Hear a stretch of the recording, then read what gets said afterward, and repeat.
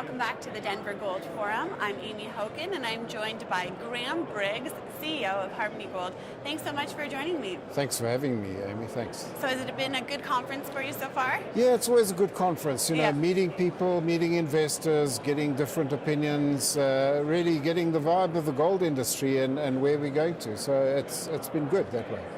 So we've heard some talk during this conference about mergers and acquisitions that have been going on, and I know that you're actively looking for some acquisition opportunities. How is the deals market for you right now?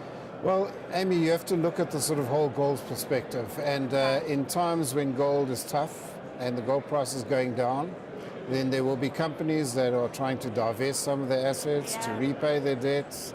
They're trying to do things, get smarter, produce more cash and those sort of things.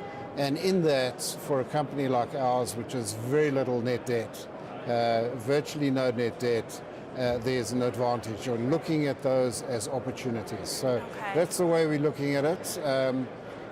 Putting your sight on something is something that you have to say, well, we need to get an asset that can really turn around, something that we can use our own skills in making it better. So that's the way we're looking at it. And have you put your finger on a couple of those?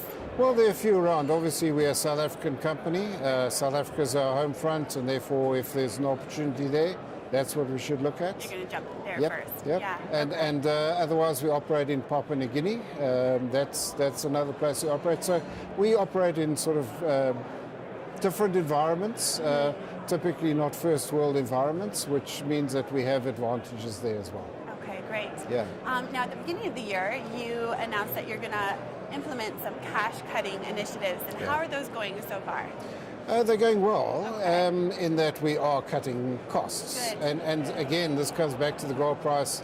I've got the opinion that gold price should stay lower for longer because it really gets everyone on the edge and makes sure everyone's much more competitive. You cut out the dead wood, if you like. Machines. Absolutely. So that's the way we're looking at it. So, and it goes from everything from operations right through overheads, the whole lot. Yeah. Where are you specifically focusing in on?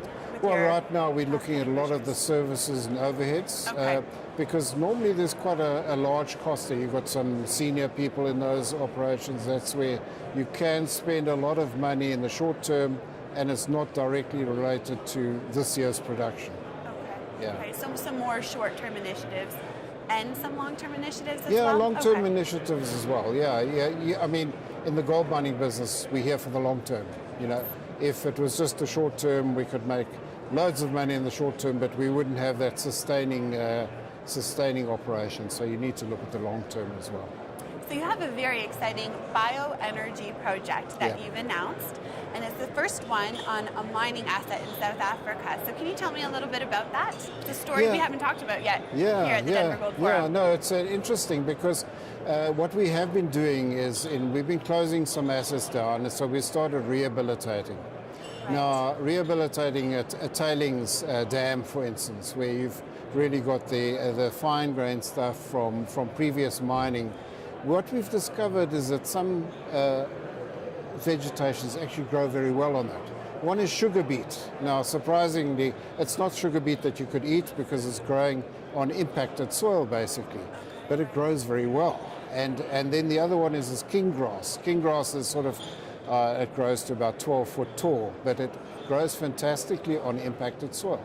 So if you can grow the stuff, and then you can basically use it as a bioenergy project. You mentioned before that you're closing some mines down. Yeah. One in particular that over the last 4.5 years, you lost about 24 million. Yeah.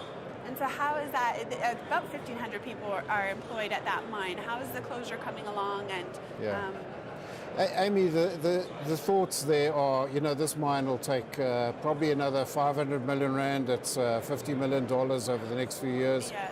In these times when gold prices are down, it's not the right thing to do. So to put it on care and maintenance, and then at some stage you can reopen it. So you're still hoping to reopen it? We're hoping to reopen it, yeah. So we'll put on care and maintenance. Unfortunately, a lot of those jobs are consumed in the rest of the organization. But we'll be able to get into it in the future when circumstances are better. For instance, the gold price has improved. Okay, great. Well, thank you so much for your time. Enjoy the rest of the conference. Amy, thank you for the interview. Great. Thanks. This is the Commodities Dig. I'm Amy Hogan.